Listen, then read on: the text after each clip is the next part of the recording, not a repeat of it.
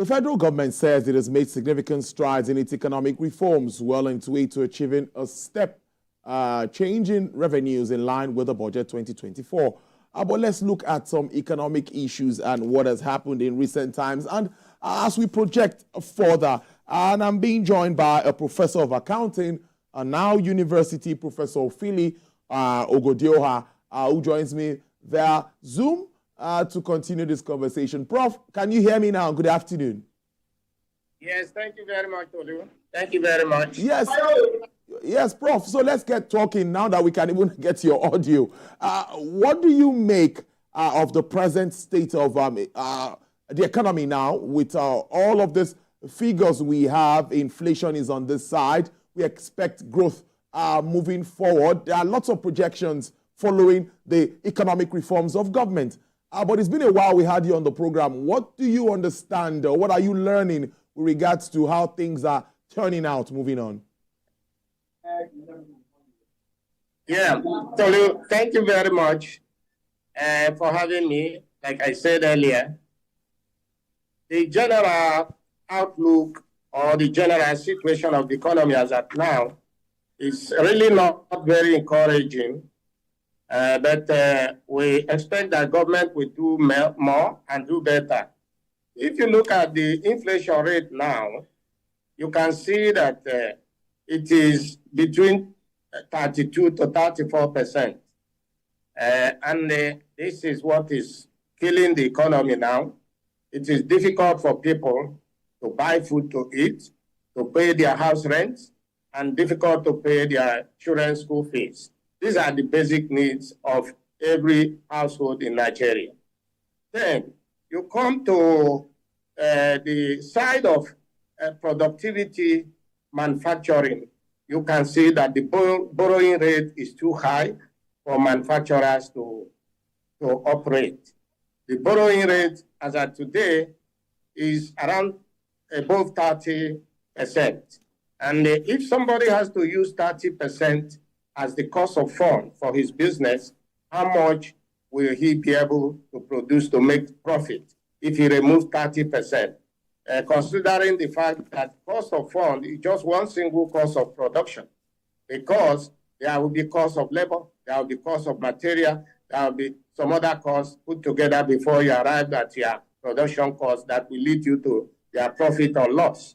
So this is a serious problem in Nigeria, and it doesn't look well for the economy. Then you come again to the area where the nation's country depends very highly, the oil production. The crude production as of today is 1.23 barrel per day, but our target was supposed to be 1.5 minimum. There was a time they were even saying that they could produce above that, but we are at 1.2 as of today. The implication of this is that there will be a shortfall in the budget. And if there's a shortfall in the budget, it all means the economic projection for the year will not be met, considering the fact that oil is the major revenue of Nigerian economy. Then we look at another thing that happens just recently. Prior to now, Nigeria was the largest economy in the African continent. Today is the fourth largest. I don't think anybody will be happy that somebody is taking first in the class, then within a period of 1 year or 2 years, it falls down to number 4. It is a slap on the face of such a person. So, and this is an IMF projection or IMF research that doesn't tell lie. It doesn't look at your face, whether your country is this or that. They will tell you what they see. So looking at these areas, you see that we are not very comfortable with the economy. So that is the introduction and the beginning of this discussion. I would prefer to take it as it comes because you have so many areas to be discussed, and I cannot exhaust all of them at one tranche. Prof, I'm happy you know that you can't exhaust this, and already time spent there when we're trying to connect. But very quickly, let me ask you about our financial sector and the stability, particularly as we prepare for the big recapitalization exercise. Yeah. The financial sector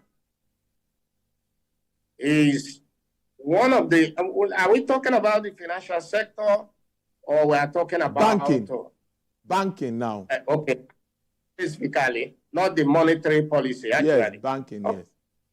Okay, the banking sector, actually, with regards to what the government wants to do, is in the right direction, because the sector requires a sort of recapitalization. Because even when we knew and saw that there had been very many recapitalization in the past, some banks are still getting liquidated, some banks are still getting bankrupt, are not able to fulfill their major obligation of protecting the funds of the investors or depositors. Because of this, there's a need for more capital to come into the system so that they will be able to meet the requirement of banking system. So it is a very good step in the right direction. Also, very recently, government and Labour finally put pen to paper. Almost finally now, Prof. Our time is, we're going to have a part 2 of this conversation, sure, that's for sure. But they put pen to paper. My question really to you will be the 70,000 minimum wage. How implementable is this with regards to some states that many say might not have the capacity to pay? Well, let me tell you that every state in this country can pay the minimum wage. Every state in Nigerian economy can pay the minimum wage. Any state that says they cannot pay the minimum wage, such a state is not telling us the truth. Because there was a time before now that some of these states were receiving 2 billion per month, 3 billion per month. As at now, some states are receiving minimum of 6 billion in a month. So, which is almost 3 times what they were receiving. We are receiving 10, some were even receiving 25, 28. So it's not possible for any state to say they cannot pay minimum wage. But the issue there is, there are things that drains the funds. There are things that drains the funds of the state. Look at a governor that is taking 500 million, which is $500 million, for security vote. If you remove that security vote, then how will you be able to now do other things, pay the immediate liability, which is salary, and be able to do some capital project? So that security vote, as far as I'm concerned, is a mere waste is a mere economic waste, because what security vote? Your policeman is paid by the federal government. The army that follow politicians are paid by the federal government, even though it is a topsy-turvy that military men will follow a politician. Then the civil defense and all the security agencies that follow them are paid by the federal government, while removing the taxpayers' money and the national wealth to yourself.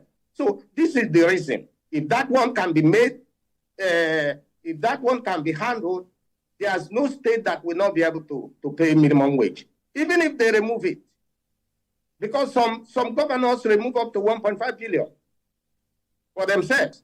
So even if they still remove it, there's enough money to do this. But the problem is Nigeria's system, the transparency issue, which is a major problem in the Committee of Nations. So this has to be tackled. And again, for such governors that refuse to pay the minimum wage, I think federal government that implement the law should also make them understand that they are responsible to the people, and they are also responsible to the center to some extent, because you don't generate. You don't generate. Even when they generate IGR, they consume it themselves with their families. So if you take money from me and you say that because of federation, I cannot ask you how you use the money you take from me. It is very, very wrong. We have to streamline. We have to restructure. We have to restructure the basic element that consumes the nation's wealth and get the nation working. Because this is one of the reasons why everybody is agitated. Prof, because there are too much waste. Allow me to interject and ask you this question. Finally, subsidies out, and of course, we see what's also happening in the foreign exchange market. And the expectation now, even from IMF and World Bank, is for gradual growth, which at the end of the day gets to the inclusive kind of growth that we expect. But my question to you is, what's your outlook as we move on? Let's make this as brief as we can. In the short term, these policies have been implemented. A bit of challenge, but there's a prospect that, of course, we're getting out of it. So what do you make of this? Because I know before now, we were on the same page. Everyone talked about the subsidy removal. So what do you think will be the outlook moving forward? Let's now look ahead. Tolu, if you remember last year when they removed the subsidy, I spoke in this television channel. I say that if the subsidy is removed, the meaning is that we are going to save 6 trillion. That 6 trillion that we are going to save can be used for socio-economic services for which capital and recurrent expenses will be part of it. But the subsidy had been removed, and Nigerians are paying maybe almost 100 times what they were paying before.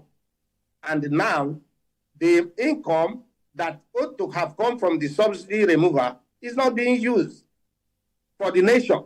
So that's what I said. Like I said of state government, that some of them are doing something that is not what they were voted in to do. The same thing with the federal government. You promise us that you are removing subsidy, and because you are removing subsidy, you are going to save 6 trillion. Again, Prof, I would interject you again and tell you that the issues around fuel importation has to do with the FX thing and all of that, and that of course impacted price of PMS. There is no African country that sells PMS less than $1. But moving forward, what is your outlook for Nigeria's economy? That's our time. Let's wrap up on this now.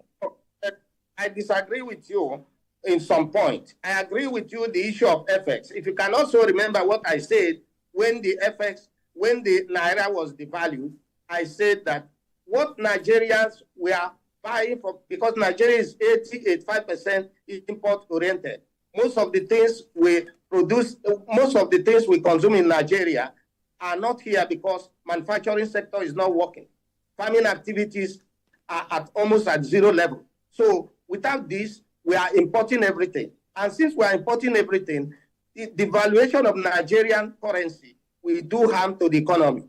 I said that time, what the importer was importing for 480 will now be 1,500.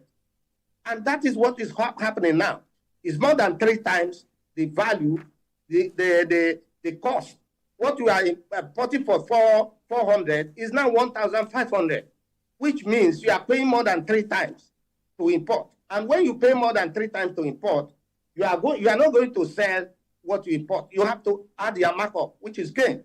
And the populace is the one suffering it. There's no country that is import-oriented that devalues its currency. A country that is export. I know we can't finish this conversation today because we had issues connecting earlier. We would have continued this, but that's our time. Professor Ophili Ogodeoha is a professor of accounting, now university. He joined us from Lekki, Lagos. Thank you so much, and do have a great weekend.